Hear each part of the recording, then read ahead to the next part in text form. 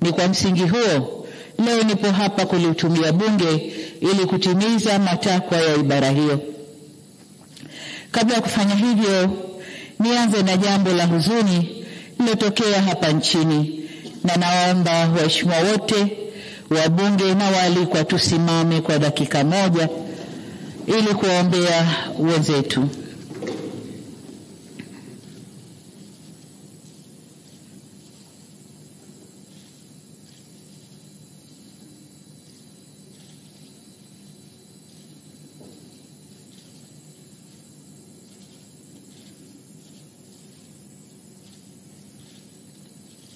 Waheshimiwa, tukae.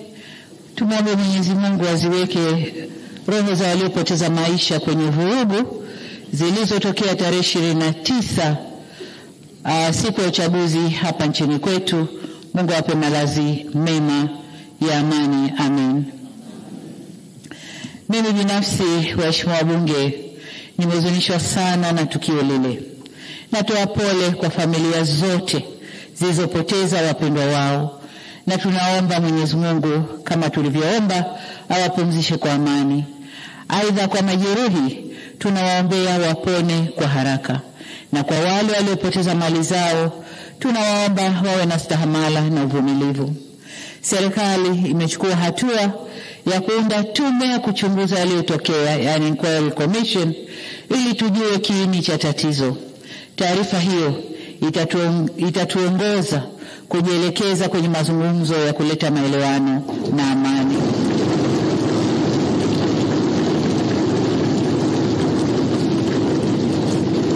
Mheshimiwa Spika, baada ya kueleza sononeko hilo, nijielekeze sasa kukupongeza wewe Mheshimiwa Musa Azzan Zungu kwa kuchaguliwa kuwa mbunge wa jimbo la Ilala na kupata imani ya waheshimiwa wabunge waliokuchagua kuwa spika wa bunge hili la 13. Ni imani yangu kuwa uzoefu wako katika bunge hili utakuongoza kusimamia utekelezaji wa shughuli za bunge kwa ufanisi mkubwa.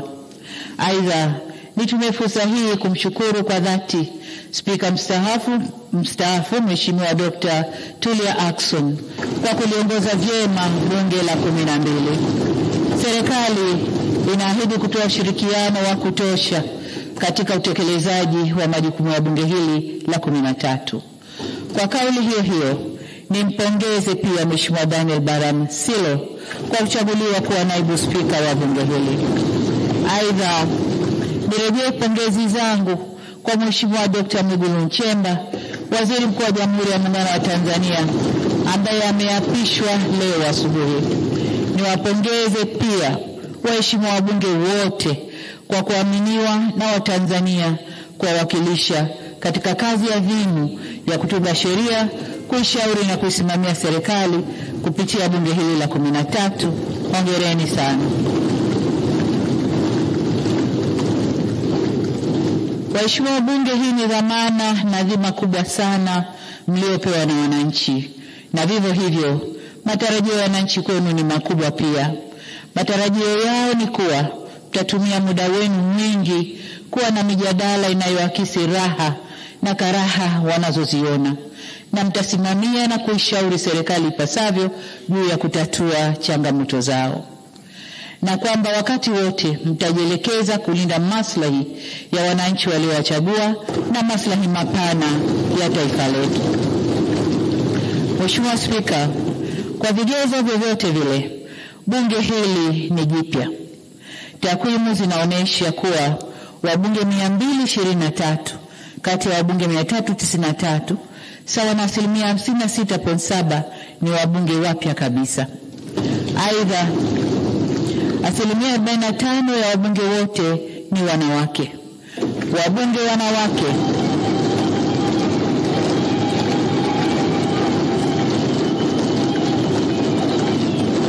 asante. Hongereni sana wabunge wanawake. Mheshimiwa Spika, tunasogelea 50%. Tuko 40 point. Wabunge wanawake waliogombea majimboni safari hii ni 36 ikilinganishwa na wabunge 21 katika bunge lililopita. Takwimu hizi zinatueleza kuwa uchaguzi mkuu umeleta mabadiliko makubwa kwa kuongezeka kwa idadi ya wabunge wanawake walioshinda kupitia majimbo na kuongeza idadi ya wabunge wanawake wa viti maalum. Mheshimiwa Spika, uchaguzi mkuu wa kuchagua rais wa Jamhuri ya Muungano wa Tanzania, rais wa Zanzibar na mwenyekiti wa Baraza la Mapinduzi, wabunge, wajumbe wa Baraza la Wawakilishi na madiwani ulifanyika tarehe 29 Oktoba mwaka huu nchini kote. Watanzania kwa mamilioni walijitokeza kupiga kura na kuchagua viongozi waliowataka. Kazi iliyo mbele yetu sasa ni kujenga mshikamano na umoja wa kitaifa ili sote kwa pamoja tuijenge, tuitunze na tuilinde nchi yetu na kuzidi kunyanyua hadhi ya taifa letu. Nitumie nafasi hii kuwashukuru tena wananchi wa Tanzania kwa kujitokeza na kushiriki vyema kwenye hatua zote, kuanzia kujiandikisha katika daftari la kudumu la kupiga kura, kuhakiki daftari na kupiga kura.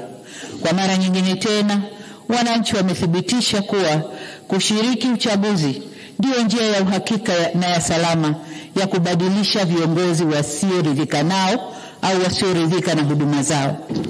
Njia nyingine zozote hazina kheri wala salama ndani yake. Niendelee kuipongeza Tume Huru ya Taifa ya Uchaguzi kwa kuendesha vyema uchaguzi huu, mchaguzi mkuu wa kwanza tangu kuundwa upya kwa tume hiyo. Safari hii wakurugenzi wa halmashauri hawakusimamia uchaguzi, wala hakuna mgombea aliyepita bila kupingwa. Sisi tuliogombea na vyama vyetu hatukukosa viwanja vya kufanyia mikutano yetu. Kwa ujumla, kampeni zilikwenda vyema. Aidha, utaratibu uliofanyika wa kuongeza vituo vya kupigia kura ulisaidia sana kuondoa msongamano katika vituo hivyo. Kwa hakika upigaji wa kura ulirahisishwa sana na haukuchukua muda mwingi wa wananchi kama ilivyozoeleka. Jambo hili limewafanya baadhi ya waangalizi wa uchaguzi kudhani kwamba wananchi hawakujitokeza kupiga kura.